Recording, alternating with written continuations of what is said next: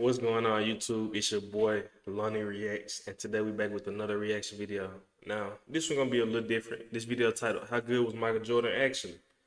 Now, I watched a few Michael Jordan mixtapes. He was cold as hell. He was cold as hell.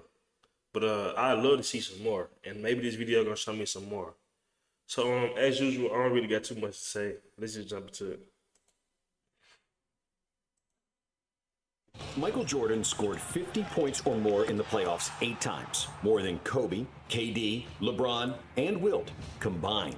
Jordan also had the most 40-point playoff games, more than Kareem, AI, Steph, and D-Wade put together. In fact, MJ is the only player in NBA history who had more 40-point career games than games where he scored less than 20 points. Jordan's godlike aura, brutal trash talk, and physical dominance put fear in opponents' hearts. And while they had to get a good night's sleep before facing the Bulls, Jordan could drink and smoke cigars before the game and still drop 40. His airness made it look easy, and he proved it when the games were on the line.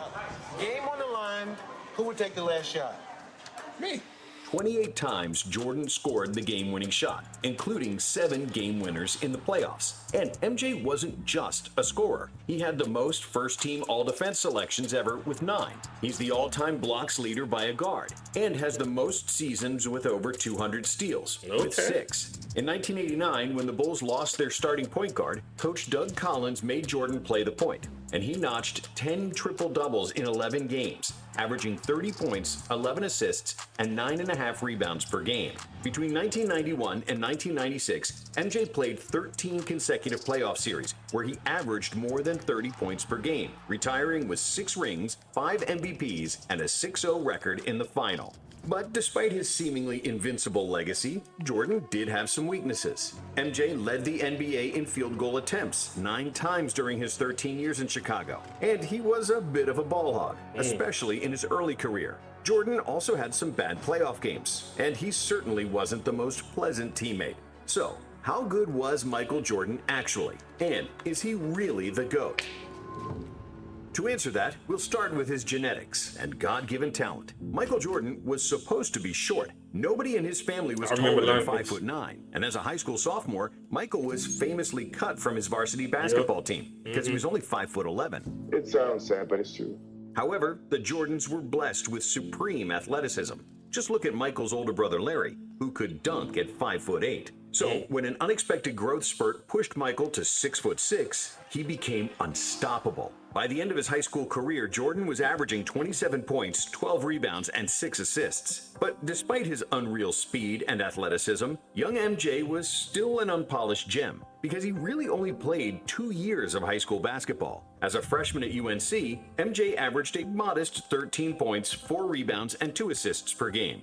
He was the 3rd leading scorer on the team behind James Worthy and Sam Perkins. And his fundamentals, ball handling, and confidence weren't yet at his super high level. But all that changed in the 1982 NCAA Finals, when Michael hit a game-winning shot against Patrick Ewing, winning the national championship. 18. Shot. Jordan. North Carolina has won the 1982 NCAA championship. Jordan said this was the biggest turning point of his career, because after that, his confidence was through the roof. That turned my name from Mike to Michael Jordan. It gave me the confidence that I needed to start to excel at the game of basketball. In the next 2 seasons, Jordan continued his basketball education under Dean Smith and became a complete player. He averaged 20 points per game, was a consensus first-team All-American, and as a junior in 1984, he was named Collegiate Player of the Year. But based on his college career alone, it was hard to predict that Jordan would reach the pinnacle of the NBA. After all, many great players who came before Michael had far better college careers, including Kareem, Magic, Bird, Bill Walton, Bill Russell, Oscar Robertson, David Thompson, Pete Maravich, and a few others. Because of his relatively modest numbers in college, and because the 80s were the era of the big men, Jordan was selected 3rd in the 1984 NBA draft, behind centers Hakeem Olajuwon and Sam Bowie. He's only 6'6", so how much can he really do? We wish he were 7'1", but he isn't. However, it took just 2 practices for the Bulls coach to call the general manager and say, "You didn't mess up the draft this time." For the first day in practice, my mentality was whoever is the team leader on that team, I'm going after him. And I'm not going to do it with my voice because I had no voice. I have to do it with the way that I play. When the season started, it took Jordan only 3 games to score over 30 and 9 games to eclipse 40. By the end of the first month, it was obvious that Jordan was supposed to be the first overall pick. While Olajuwon looked like a star, Jordan was more like a supernova because there was nobody in the league faster than him. It seemed almost unfair how he blew past opponents with just a single step who had no answer for his drives to the basket.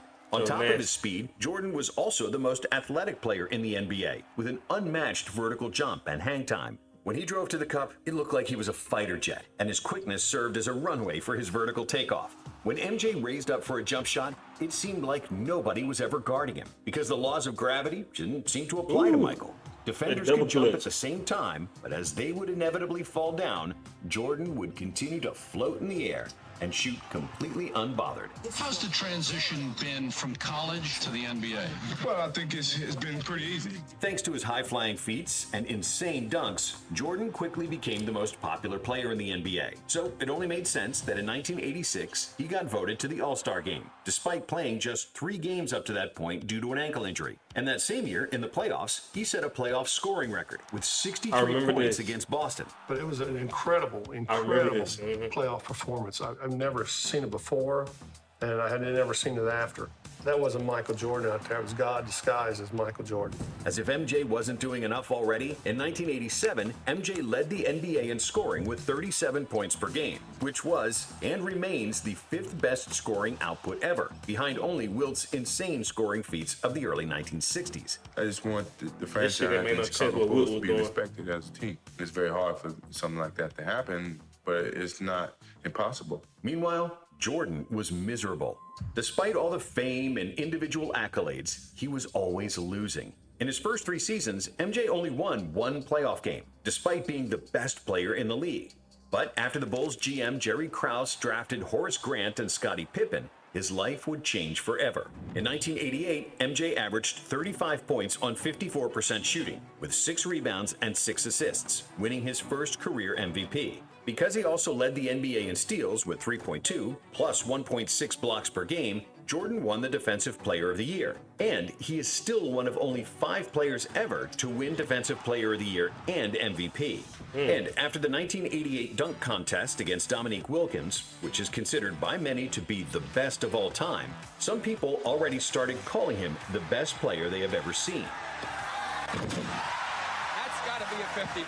But none of that mattered, because the most important this thing to free throw line Jordan dunk was is really winning. overrated. And now with Pippen and Grant on the team, the Bulls had their first 50-win season since 1974. Chicago then finally advanced in the playoffs, winning the first round over the Cavaliers, with MJ averaging an insane 45 points per game.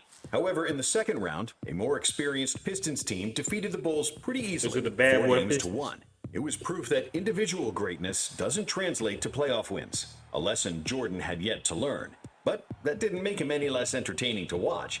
In the 1989 season, Jordan hit his first legendary shot in the NBA, simply known as the shot. A shot on Elo. Good! The Bulls win! They win! Upset the Cleveland Cavaliers! In the second round, the Bulls got past the Knicks, but they again fell victim to the Pistons, who bullied Jordan with their physicality. And in 1990, it was more of the same. MJ led the NBA in scoring and steals. He was super efficient, but the team couldn't get over the hump and get past the Detroit Pistons for a 3rd consecutive year. In his first 6 years in the league, MJ had won 5 playoff series and lost 6, with an overall playoff record of 25 wins and 29 losses. So after that 3rd loss to the Pistons, the media started doubting Jordan, questioning his ability to play team basketball, and wondering if he was only concerned about himself and his numbers. And in a way, they were right. In the 80s, he was often trying to score out of double or even triple teams, ignoring his wide-open teammates. In 1989, he was a capable passer, averaging a career-high 8 dimes per game. But Jordan always looked to score first and pass second. And he wasn't like Magic, Jokic, or Doncic, who manipulate defenses with their eyes and fake defenders into wrong coverages. Jordan's passing was more reactive. He got rid of the ball only when he saw that somebody was wide open. And since Jordan was like a black hole that sucked all the defensive attention, when he did opt to pass, it was usually for an easy dunk. But despite MJ's ridiculous scoring numbers, the Bulls' offense was always average during the 80s, and they were actually at their best in 1986, when Mike missed 80% of the season due to an ankle injury. Wow. It wasn't until 1990, the arrival of Phil Jackson and the emergence of Scottie Pippen, that the Bulls' offense cracked the top 5 in the NBA. Pippen's passing and pushing the ball in the open court created lots of space for Jordan, who could finally trust someone else to make plays for him consistently. But Pippen's value was maybe even more pronounced on the defensive end. With an enormous wingspan, agility, and a motor to cover multiple players on one possession, Scottie was just what Michael was missing. Pip's presence allowed Michael to play free safety on defense, jump into passing lanes for steals, and he didn't need to waste his energy guarding the best opposing player, because Scottie usually did that. And after agonizing defeats against the Pistons, MJ decided to bulk up, which was unprecedented at the time. Players didn't spend much time in the gym, and if you look at all the players in the 80s, they looked lean, but hardly anyone was super muscular. So when MJ returned for the 1991 season, he was still super quick, athletic, and could contort his body in the air like no one else. But this time around, he was also much stronger, which allowed him to absorb contact better and bully smaller players with his size. What also helped Michael was the arrival of coaches Phil Jackson and Tex Winter, who instituted the triangle offense, which was based on cutting in open spaces and playmaking out of the post. If executed properly, the triangle was believed to be the most optimal offense to optimize spacing.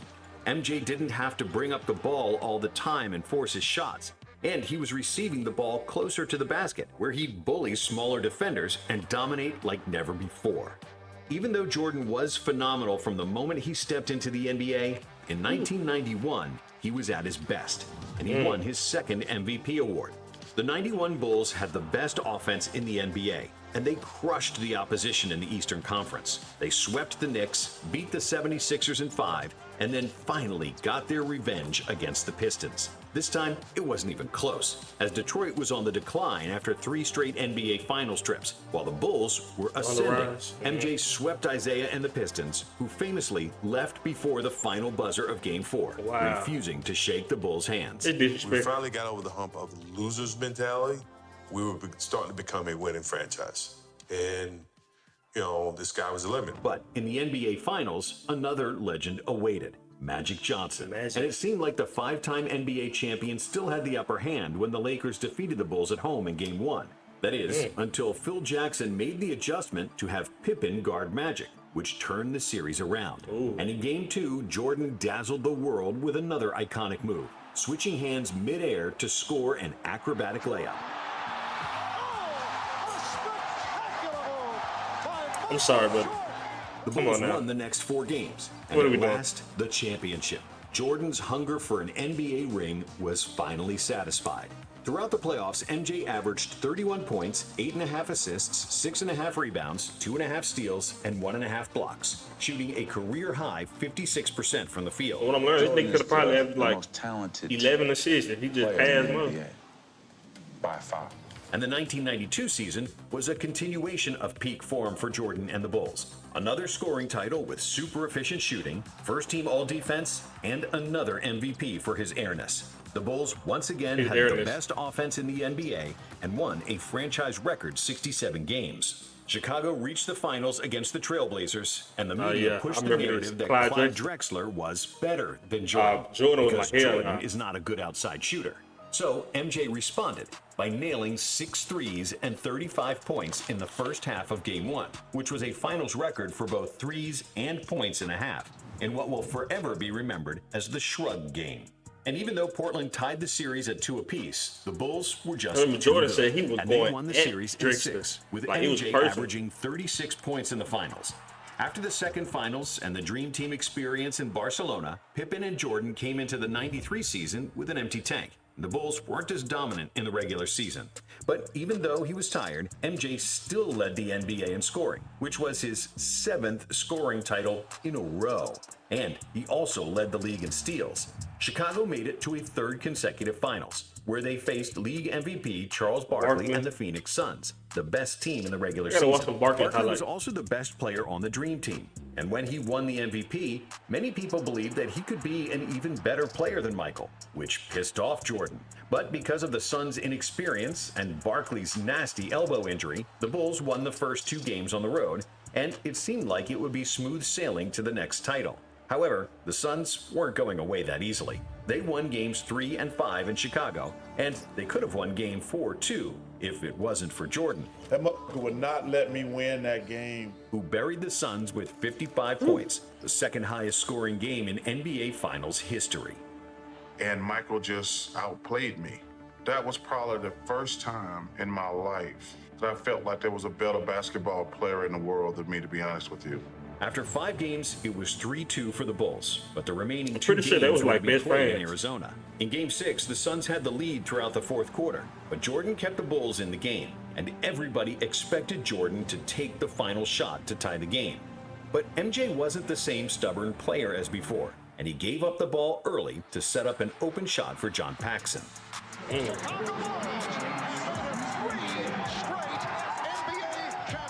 That was it. A three-peat, and MJ's legacy was set. Jordan finished the 93 finals with averages of 41, 8, and 6 on 51% shooting and 40% from 3. And this wasn't even his best playoff series statistically. MJ was on the top of his game, and his basketball IQ, winning mentality, and physical dominance all synced in perfect harmony. Jordan showed his otherworldly ability to beat an opponent one-on-one, separate double teams, attack the rim, but also to find open teammates. If we compare the 1993 Jordan to his early NBA years, the growth was evident. When it was needed, he was pressing full court defensively. When nobody could score, he recognized it and carried the Bulls. And when he got doubled, he gave up the ball without trying to be a hero.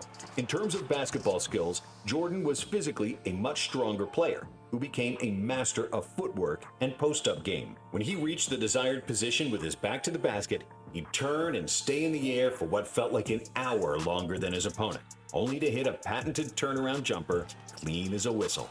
The memories of anyone doubting him were long forgotten. Everybody knew he was the best player alive, and many believed after that three-peat, he was already the best of all time.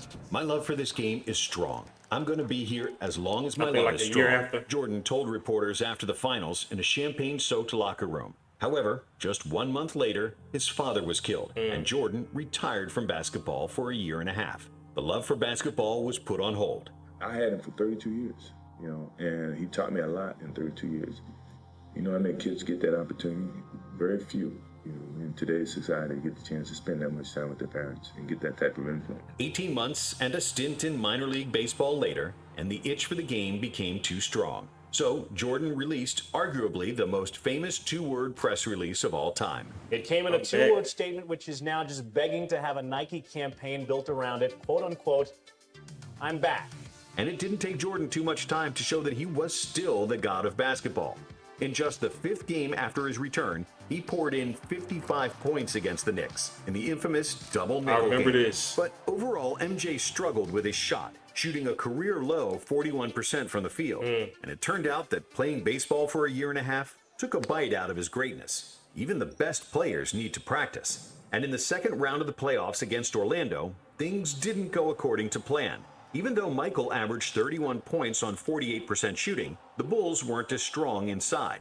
Horace Grant, who used to be their starting power forward, was now playing for Orlando. And together with a young Shaq, the Magic simply outmuscled the Bulls in the paint. Many people will say the Bulls lost in '95 because Jordan wasn't in peak form after his baseball hiatus. And there is some truth to that. But Jordan actually averaged his usual numbers. Really, basketball is just a team sport, and they lost because Orlando was much bigger and deeper than them. Thankfully, the Bulls management knew that too. Last week, the Bulls announced the acquisition of a player many people consider the most controversial basketball star in the NBA. They added Dennis Rodman to the team, the best rebounder of all time, and one of the fiercest defensive players ever. I don't care. Whatever. What's up? A year before, they also added Steve Kerr, the most accurate three-point shooter ever. And together with a defensive dog, Ron Harper, and Tony Kukoc, who was the most versatile power forward in the NBA, MJ had the best supporting cast in the league. I'm pretty sure Kukoc was like one of the first straight bigs. That they became only the second team in NBA history to lead the NBA in offensive and defensive rating. and their plus 13.4 net rating is still the best ever. Their 72-10 record was the best of all time, and of course, Jordan won an MVP, averaging 36-4. As for the playoffs, there was no stopping the Bulls. Only the Sonics in the finals showed any kind of resistance, and Gary Payton was the first defender to have slowed down Michael, but he couldn't beat him, and Chicago won their 4th title, with Michael crying his guts out in the locker room because it was the first championship he won without his father. I know he's watching. This is for Daddy. I'm very happy for him.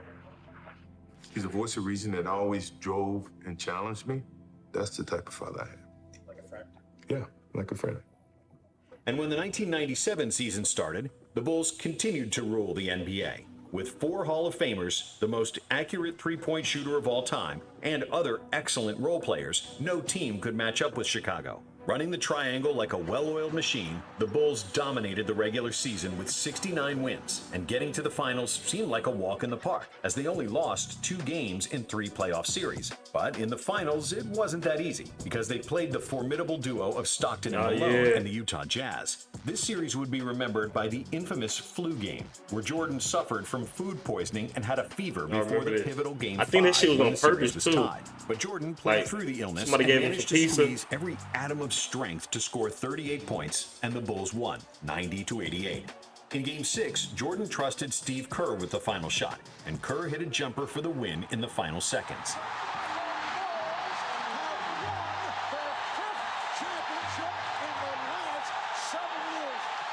However, when the 1998 season started, the Bulls were running on fumes. Pippen had injury problems and disputes with management, and Rodman was more reckless than ever. But I feel like they did Pippen dirty. Even though he wasn't as athletic as before and his efficiency decreased, Jordan was still capable of winning games by himself. Him like he was a role Bulls player. finished with 62 wins despite Pippen missing half the season, and that's why Jordan was named NBA MVP for the 5th time. In the playoffs, the Bulls survived the Indiana Pacers in the Eastern Finals, winning Game 7 by 5 points. And then, in the finals, Utah awaited again, hungrier than ever. In a tough defensive series where neither team scored 100 points, Jordan proved his clutch factor once again, hitting arguably the most famous shot in NBA history over Byron Russell. Jordan, open, Chicago with the lead! 6 championships in 8 years, with 6 awards for the Finals MVP, and Jordan achieved basketball immortality. And if this is the final chapter, what a way to close the book.